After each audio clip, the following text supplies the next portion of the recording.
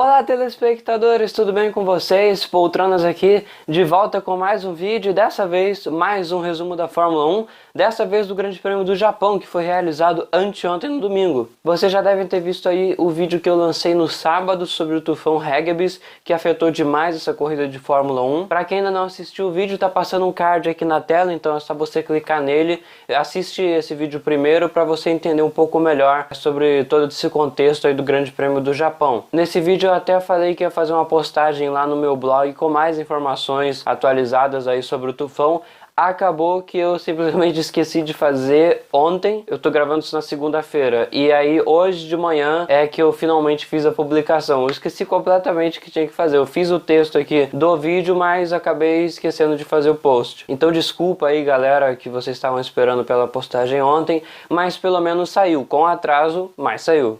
As principais influências do tufão na Fórmula 1, como vocês já sabem, primeiramente foi que ele cancelou completamente todas as atividades de sábado. A terceira sessão de práticas acabou nunca sendo realizada mesmo, e assim existia uma chance da segunda sessão ser a definidora do grid de largada. No entanto, não houve essa necessidade porque a sessão de classificação que já tinha sido postergada para o domingo aconteceu normalmente. Então todos os carros conseguiram se classificar, o clima estava bem ensolarado na verdade, um contraste com essa meteorologia do tufão, e somente 4 horas depois disso daí as luzes se apagaram e nós tivemos a largada da corrida em si. Dos ponteiros quem saiu melhor foi o Valtteri Bottas, mesmo ele tendo conseguido somente a terceira colocação no grid, atrás dos dois carros da Ferrari. Ele teve um pulo inicial fantástico e assim conseguiu capturar tanto a posição do Vettel e do Leclerc, chegando assim na primeira colocação. O Leclerc, que na verdade mais uma vez causou um acidente completamente idiota logo na primeira curva.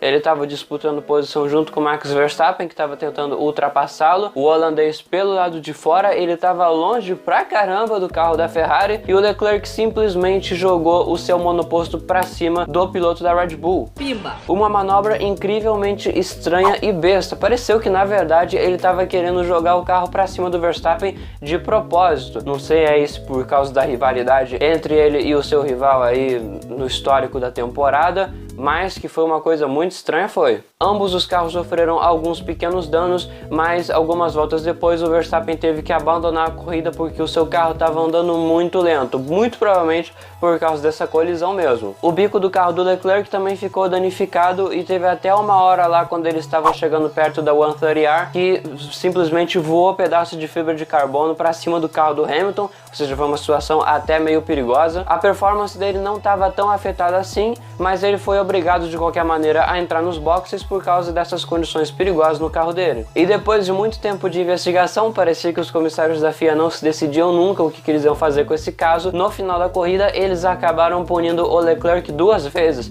Primeiramente por causa da colisão aí que ele acabou criando, e também depois aí porque ele estava pilotando na pista com o carro danificado em uma situação muito arriscada. Assim, a situação inicial da corrida era o Valtteri Bottas em primeiro, que tinha feito uma largada excepcional, logo atrás dele o Vettel e depois o Hamilton, que não tinha conseguido capturar a colocação do alemão. Dando agora um pulo bem grande na corrida, na verdade não aconteceu tanta coisa assim que fosse muito marcante. Falando agora um pouco da estratégia de pit stops, o Bottas e o Vettel iam parar 2 vezes, enquanto o Hamilton já tinha parado uma vez, e assim lá no final da corrida ele estava bem, não existia a necessidade de fazer mais um pit stop. Na volta 42 ele estava na primeira colocação com uma distância até razoável para os seus oponentes.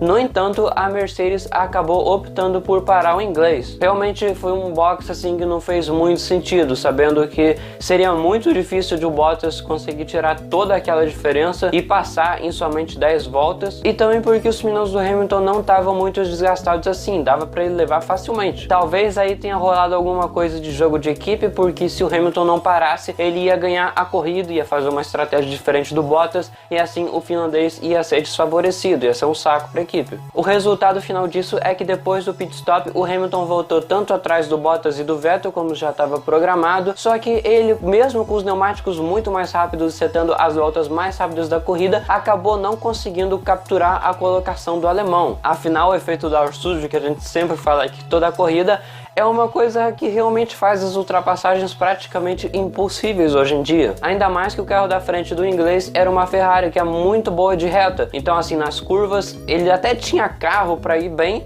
só que por conta do ar sujo ele não conseguia se aproximar muito, e nas retas mesmo com vácuo e com DRS não tinha simplesmente como ultrapassar por causa da velocidade de reta gigante da Ferrari. O único ponto bom de tentativa de ultrapassagem que o inglês tinha era justamente a reta dos boxes, e assim, tava difícil, só que eu penso, se a primeira curva, ao invés de ser tipo uma curva assim meio aberta, fosse por exemplo uma hairpin ou alguma curva com uma frenagem mais forte, existia uma chance bem grande do inglês conseguir ultrapassar, até porque teve algumas voltas que ele chegou bem perto do alemão. O problema é que simplesmente na curva não tinha como ele fazer a manobra, porque senão os dois iam bater. Acabou que assim já estava no final da corrida, ele não conseguia fazer mais nada, os seus pneumáticos também estavam se desgastando mais rápido do que o do Vettel, né, por causa do desgaste acelerado quando você está atrás de um carro, e também os pneumáticos dele eram os mais macios do fim de semana. Na última volta da corrida, o Sérgio Pérez bateu logo na primeira curva quando ele estava disputando uma posição com o Toro Rosso. Foi meio que culpa dele mesmo, porque ele basicamente fechou o seu rival, então não tinha nada que ele podia fazer. Teoricamente, com essa batida, ele teria caído várias posições, não teria nem pontuado, só que uma coisa muito estranha aconteceu nessa corrida também, muitas coisas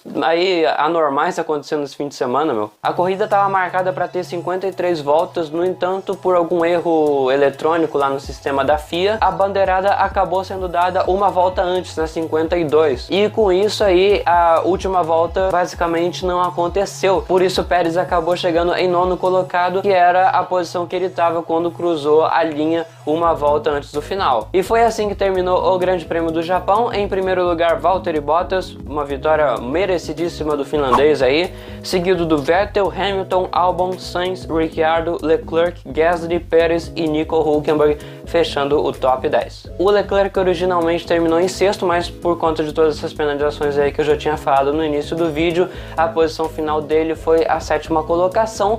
No entanto, ele ainda pode voltar para sexto, porque tá tendo uma investigação lá com os carros da Renault. Os comissários estão investigando se eles fizeram algum negócio lá no freio que favorecesse. Eu não li direito sobre o que aconteceu, mas é alguma coisa que pode desclassificar os carros da equipe francesa, e se esse for o caso, o Leclerc volta mais uma vez para a sexta colocação. Com esse resultado, a Mercedes foi campeã da Fórmula 1 2019, e no Mundial de Pilotos também é a única possibilidade de alguém ser campeão é entre o Hamilton e o Bottas. O Leclerc não tem mais chances matemáticas de alcançar qualquer um dos dois, ou seja, basicamente garantido que quem ganhou todos os campeonatos aí foi a Mercedes.